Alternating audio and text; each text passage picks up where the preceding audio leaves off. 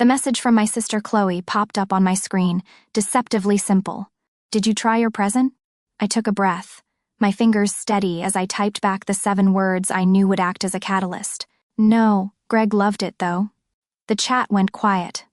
A profound digital silence that felt heavier than any scream. I watched the 3 little dots appear and disappear, a frantic pulse, on my screen before her response finally exploded in all caps. "What have you done?" In my job, panic is a data point. It's an unfiltered admission that a meticulously controlled protocol has been breached. It means an unknown variable has been introduced, contaminating the entire experiment. My sister's perfectly staged little drama had just been contaminated. And the contaminant was me. To understand that level of panic, you have to go back exactly 1 week, to a pretentious family brunch drenched in a hazy Sunday sunlight that made everything look deceptively warm. My sister, Chloe, a dazzling social media influencer who curated her life, like a flawless Instagram feed, was holding court at the head of the table. Across from her sat her husband, Greg, a successful but visibly weary corporate lawyer who, unlike anyone else at that table, always afforded me a baseline of professional respect. Chloe was announcing her latest venture, an exclusive influencer wine club, to a round of dutiful applause. Her eyes, glittering with a sincerity she'd perfected for her online followers, found mine across the table. "Oh, Lena," she said, her voice dripping with a saccharine concern that set my teeth on edge. "You work in that sterile lab all day. You probably wouldn't know a Cabernet from a chemical spill." The table chuckled right on cue, the familiar sound of my dismissal. But she wasn't finished. "I'll send you a real bottle," she projected, playing the part of the generous worldly sister. "A welcome gift, you know, to educate your palate." The words were a perfectly wrapped insult, designed to reinforce my role as the socially inept lab geek, the family's strange, quiet footnote.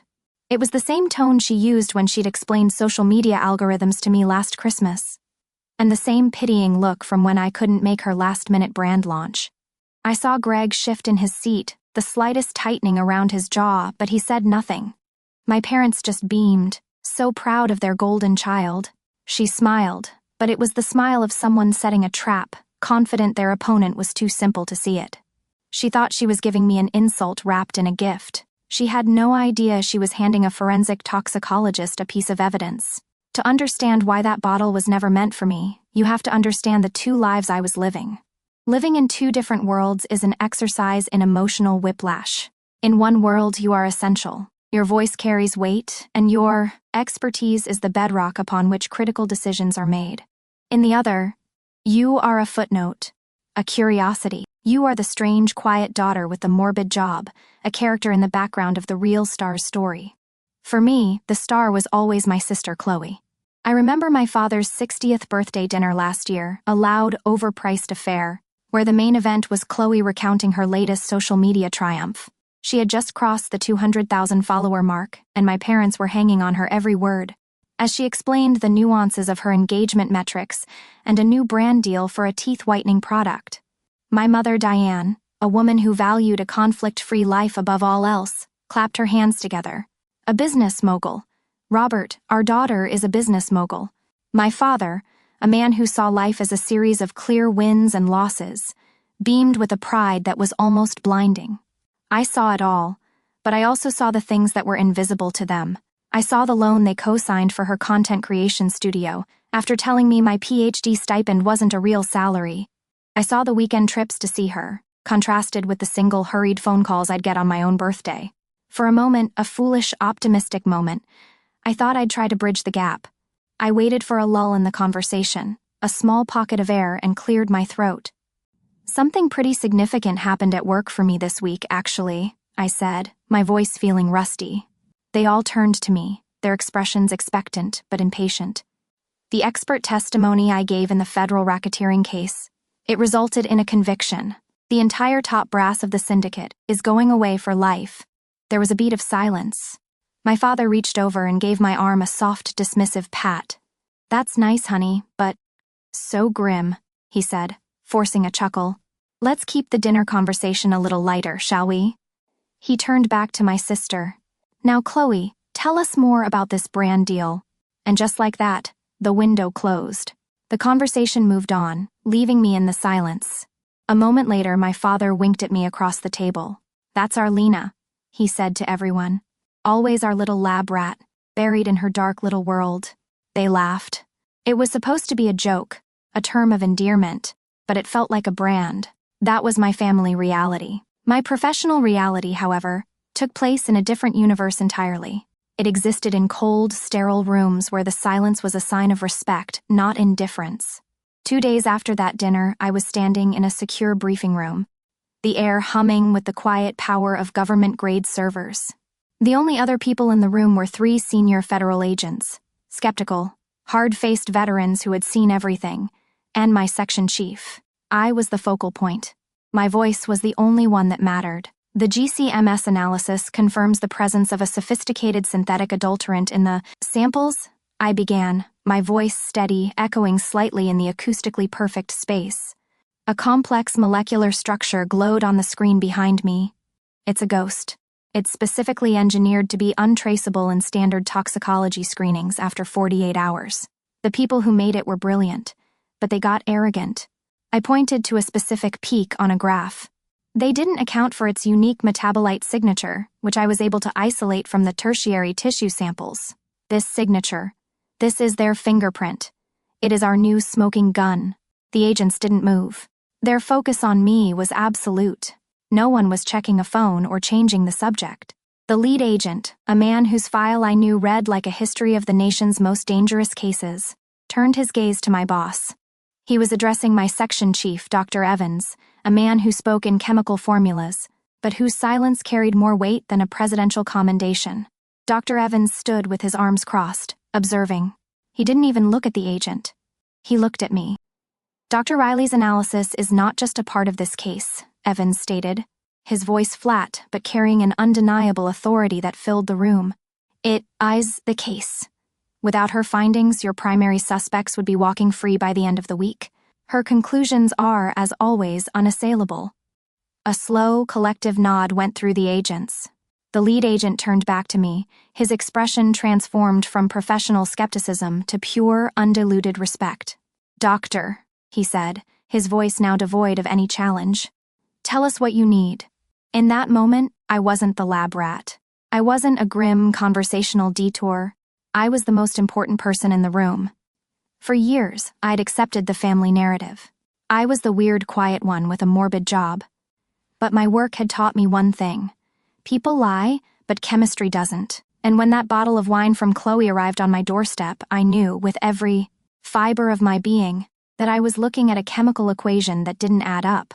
When the package arrived, I didn't see it as a gift. I saw it as an anomaly, an unexpected data point that required analysis. I carried the wine bottle into my kitchen and placed it on the steel countertop, the afternoon light glinting off the dark glass. My lab training is a part of me now. You never take any piece of evidence at face value. I ran a gloved finger over the top. The first inconsistency was small, almost imperceptible. The foil capsule over the cork was off by maybe a millimeter, with a tiny tail wrinkle near the seam that wouldn't pass a factory's quality control. It suggested the bottle had been opened and carefully resealed. Then I examined the label. I didn't recognize the brand, so I looked it up online. It was from a small boutique vineyard in a region famous for romantic getaways. The exact same region Chloe had just visited for what she called a solo wellness retreat. A coincidence, perhaps. But in my line of work, I don't believe in coincidences. The final piece of evidence was the note, tucked into the gift bag. The cardstock was expensive, the handwriting a flourishing practice script. It read, "Couldn't wait to share this with you. Thinking of our special occasion."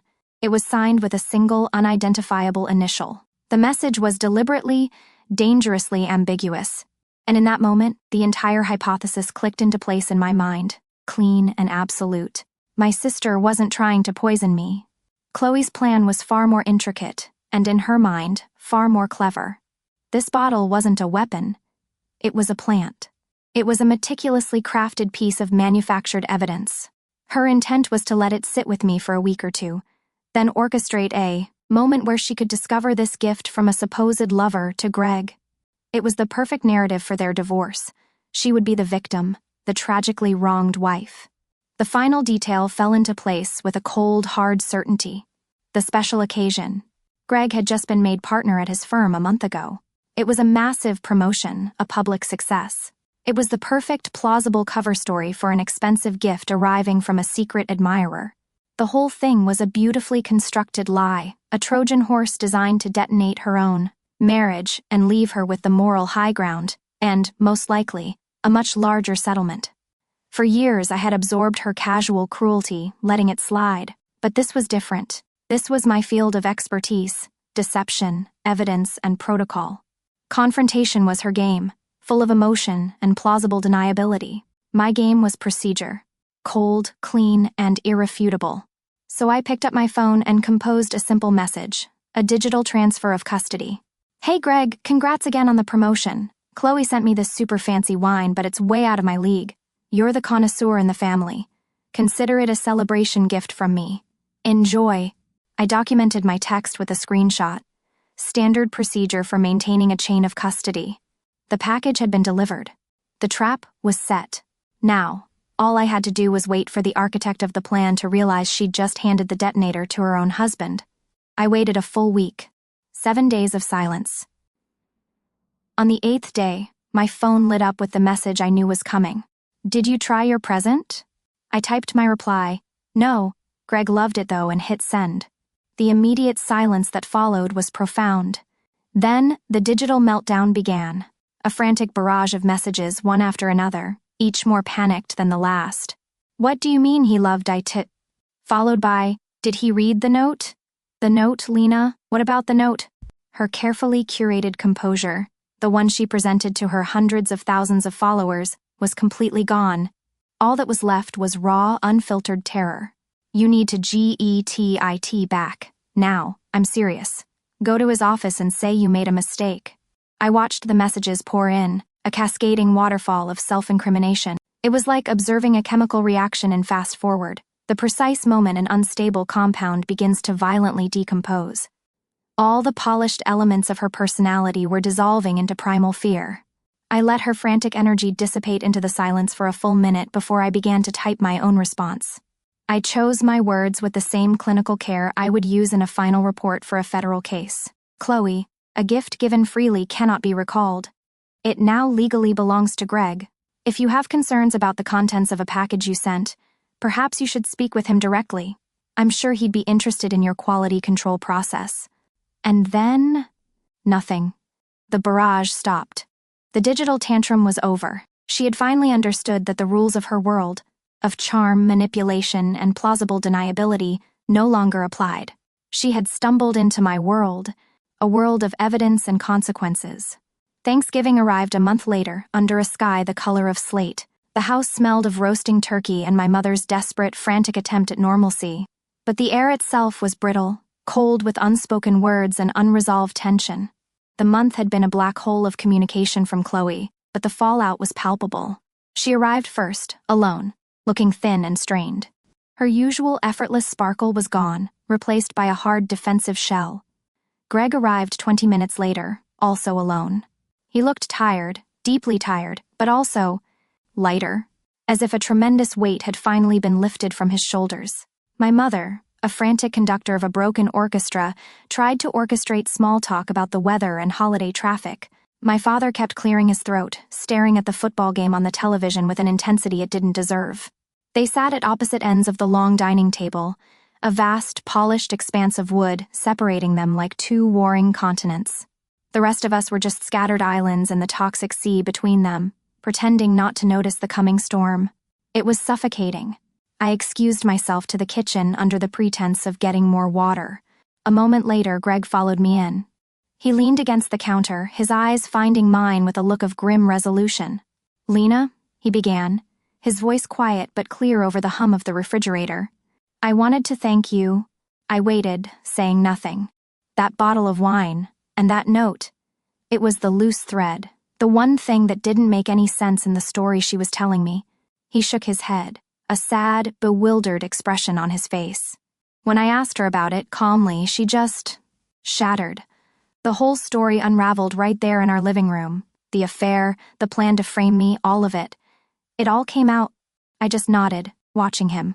I didn't feel triumph. I felt validated, like the final, crucial dataset had come in, confirming a complex and disturbing hypothesis. The truth, once observed, is irreversible. Suddenly, the kitchen doorway was filled. It was Chloe.